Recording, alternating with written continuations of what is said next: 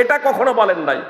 আলেমরা যে কথাটা বলেছেন সেটা হলো এই যে কুরবানির মাংস পারিশ্রমিক হিসেবে, কুরবানির কোনো কিছুই পারিশ্রমিক হিসেবে কাউকে দেওয়া যাবে না, এমনকি মডেল সর্দারকেও দেওয়া যাবে না।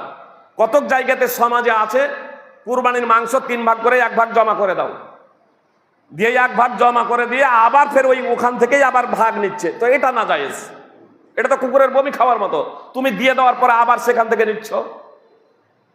এই বিষয়টা আমি না জায়েজ বলেছি, আলেমরাও না জায়েজ বলেছেন, আমরাও না জায়েজ বলছি। আমাদের এলাকায় কিছু সমাজ ভিত্তিক চলে, বাইরে আমরা গেছি দেখেছি সমাজ বলতে কিছু নেই। কুরবানির দিন হলো সকালবেলা বাপ বেটা গেল বা কেউ ছেলে পেলে গেল, বাইরে থেকে 1 কিলো 1.5 কিলো মাংস কিনে নিয়ে চলে এলো। আমি নিজে প্রমাণ দেখেছি কুরবানির দিন খেলতে গিয়ে ওই নগরে যে তোমাদের এদিকে কুরবানি দেবো, সেটা বাবা গেছিল বাইরে 1 কিলো মাংস নিয়ে এসেছে বা গরুর মাংস নিয়ে এসেছে। আমাদের এখানে যে একটা সমাজ আছে, এবার সমাজ ভিত্তিক আমাদেরকে নিয়ে চলতে হবে। এবার একজন আমার সমাজে ধরে একটা গোটা গরু দিল, আর কেউ নাই, একাই আছে, এবার কি করবে বলেন? ওই গরুটা নিয়ে যে একাই একজন একটা গোটা গরু দিল, ধরে যে কাটতে একটা কেন 5টাও করতে পারে, ও কাটতে আনে না, লোককে দিয়ে কাটাবে, কি করবে গরুটা নিয়ে? লোককে দিয়ে কাটাবে, লোককে দিয়ে কাটাবে। আমি গরু কুরবানি দিলাম 1টা কেন, আমি 5টা গরু কুরবানি করলাম, আমি কাটতে জানি না, আমি লোককে দিয়ে কাটালাম। লোক যদি সাধারণভাবে কেটে দেবে, না হলে আমি পয়সা দিয়ে আমাকে কাটাতে হবে, পারিশ্রমিক দিতে হবে, কুরবানির মাংস দিয়ে না। যে সমাজটা আপনি পারিশ্রমিক বিষয়টা বুঝেন না, বুঝেন না? পারিশ্রমিক কাকে বলে? আপনি সমাজ আছেন, সমাজ, আপনি সমাজের কথা, আপনি সমাজ যে বললেন, সমাজ সাধারণভাবে আমার কুরবানি করে দেন, কোনো সমস্যা নেই। আমাদের এখানে যদি সময় না হয় কোনো কাজই হবে না। বললাম তো যে সমাজ, মাদ্রাসা, কোনো মসজিদ, ইসলামিক কোনো অনুষ্ঠানই চলবে না। আপনি নিজের মতো করে শুধু বুঝছেন। সমাজ, সমাজ যদি বলেন, বললাম কুরবানির মাংস পারিশ্রমিক হিসেবে দেওয়া যাবে না। আমি ওটা পারিশ্রমিক বলছি না। ও এবার কি করবে? একজন একটা গোটা গরু দিল, ও একটা লোক জানে না কাটতে, ও কষাই নাই, কিছু নাই, এবার করবেটা কি?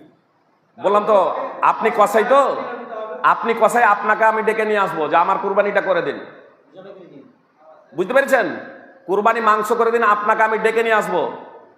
আপনি যদি সমাজ বলে সাধারণভাবে যদি দেন আলহামদুলিল্লাহ, আর যদি বলেন যে না আমি পারিশ্রমিক দেবো, তাহলে আমাকে পারিশ্রমিক দিয়ে এ করতে হবে, কিন্তু ওই পারিশ্রমিক স্বরূপ কুরবানির মাংস দেওয়া যাবে না। বুঝতে পারলেন না, পারলেন না? আপনার সাধারণভাবে কুরবানির মাংস দেন, কোনো সমস্যা নেই, আপনি দান করে দেন, দান আলাদা জিনিস আর পারিশ্রমিক আলাদা জিনিস। তাকে দান করতে পারেন, বুঝতে পেরেছেন? একটা জিনিস আবার এখানে শুনেন, একটা জিনিস মনে করুন, আমার 2 জন ব্যক্তি আছে, কথাটা বোঝার চেষ্টা করুন, 2 জন ব্যক্তি আছে, বুঝতে পেরেছেন? পাশাপাশি একজনের ফ্যামিলিতে 10 জন ব্যক্তি রয়েছে, একটা পরিবারে 10 জন ব্যক্তি রয়েছে, আমার প্রতিবেশী গরিব, কুরবানি দেয়নি, বুঝতে পেরেছেন? আর ও কুরবানি করতেও জানে না, কুরবানি দেয়নি, কুরবানি করতেও জানে না, 10 জন আছে একটা পরিবারে। আর একটা পরিবারে 4টা লোক আছে, কিন্তু এর গার্জেন যে বাড়ির মালিক, এ কুরবানি করতে জানে। 2 জনই আমার প্রতিবেশী, সমান দূরত্বে।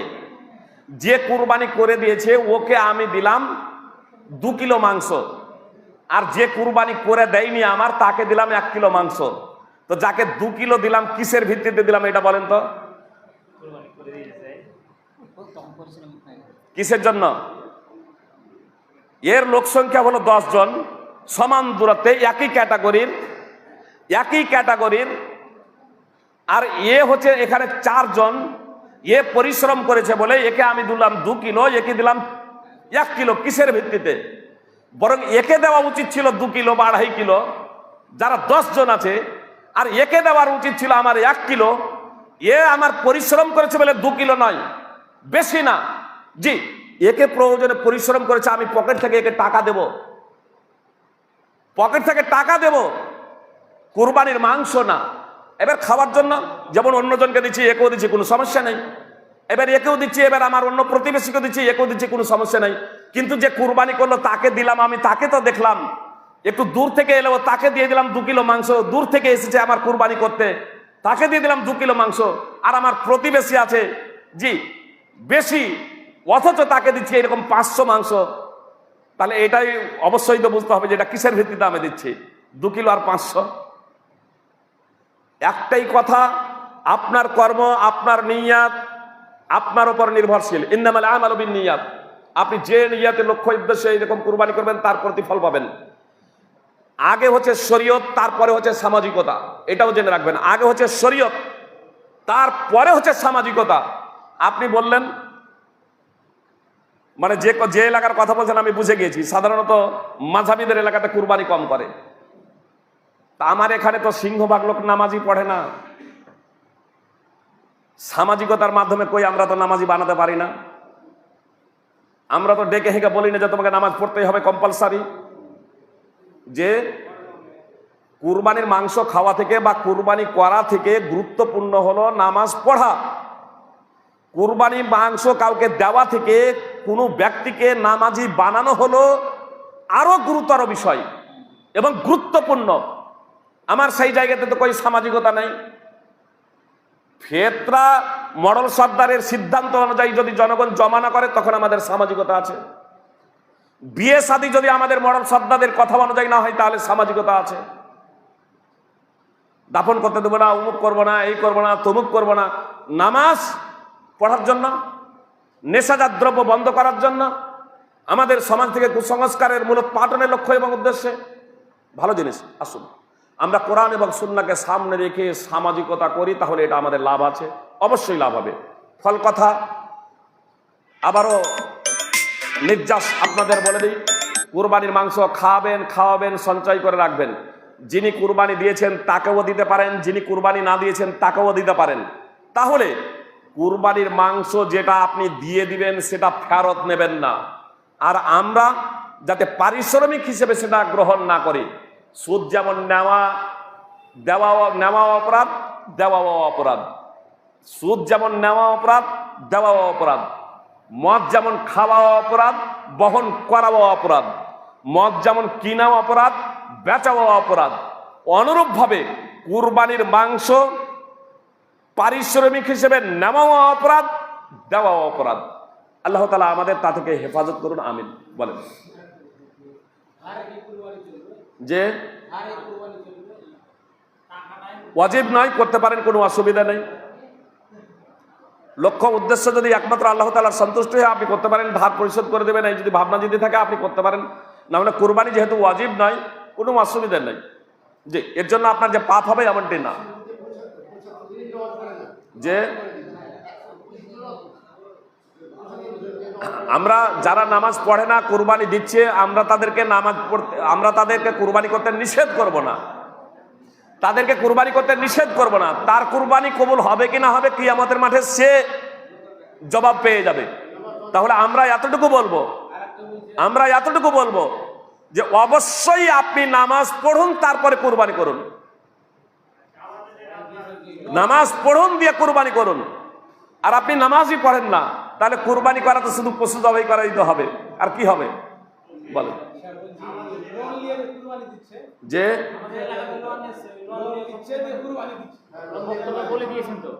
লোন সুদ, যদি সুদ যুক্ত লোন হয়, যদি সুদ মুক্ত লোন হয়, কথা শুনে রাখুন, শুনুন, যদি সুদ মুক্ত লোন হয় কোনো সমস্যা নেই। আর যদি সুদ যুক্ত লোন হয় তাহলে লোন নেওয়াই তো পাপ। কুরবানির পশুটা যে নিখুঁত খুঁজছেন, আপনাকে টাকাটাও নিখুঁত করতে হবে, আপনার উপার্জনটাও নিখুঁত হতে হবে। আপনি কুরবানির মাংস কুরবানির পশু একদম নিখুঁত খুঁজলেন, কিন্তু আপনার টাকাটা হারামের, চুরি করা টাকা দিয়ে একবারে মোটা তাজা সম্পূর্ণ দোষমুক্ত আপনি পশু কুরবানি করছেন, ইনশাল্লাহ আপনার কুরবানি হবে না।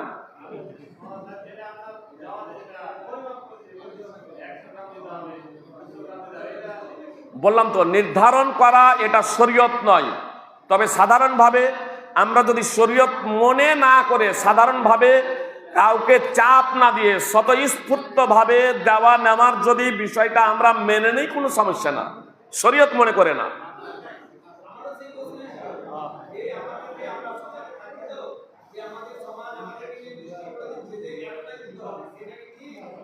বললাম তো এটা শরীয়ত নয়, শরীয়ত ভেবেও করা যাবে না। সাধারণভাবে স্বতঃস্ফূর্তভাবে বলা হলো, দিল, কেউ গ্রহণ দিল, সেখানে নামা যায়, গ্রহণ করা যায়, কোনো সমস্যা নেই। জি,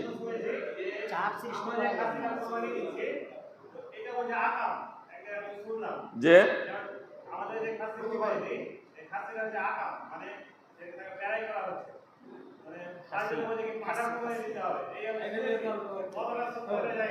আপনার পাঁঠাও কুরবানি দিতে পারেন, ষাঁড়ও কুরবানি দিতে পারেন, কোনো সমস্যা নেই।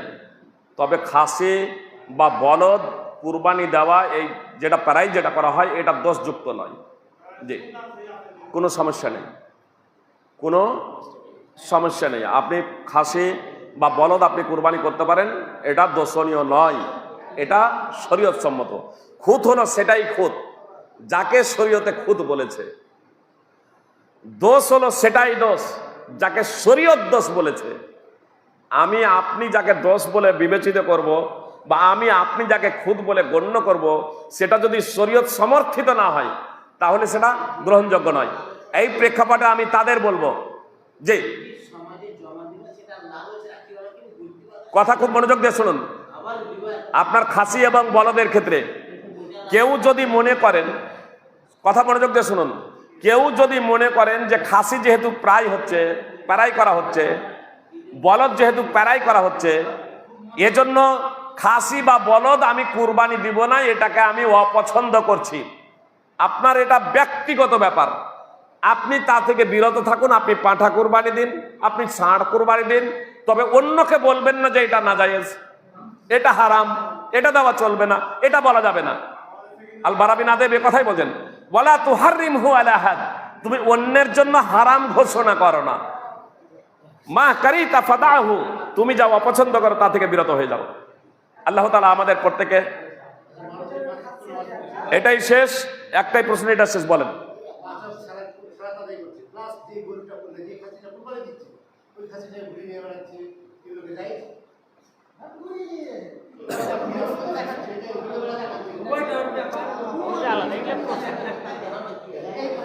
শুনুন, একটা কমন একটা বিষয় জেনে রাখুন, নিয়তের মালিক আল্লাহ। ইন্নামাল আমালু বিন্নিয়াত। আমরা বাহ্যিক বিষয়ের উপরে আমরা ফাইসালা করব, বুঝতে পেরেছেন?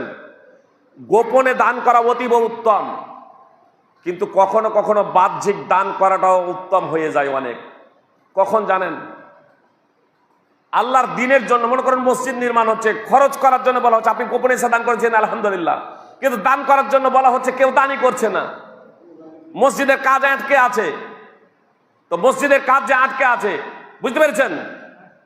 মসজিদের কাজ আটকে আছে, সেই মুহূর্তে আপনার প্রকাশ্যভাবে উৎসাহ প্রদান করার লক্ষ্য উদ্দেশ্য এই নয় যে লোকে আমাকে দাতা বলুক, যে কোনো ভাই এসে বলেন আমি দিচ্ছি 1 লাখ টাকা, আর তার দেখা দেখি এবার সবাই দিতে শুরু করে দিল।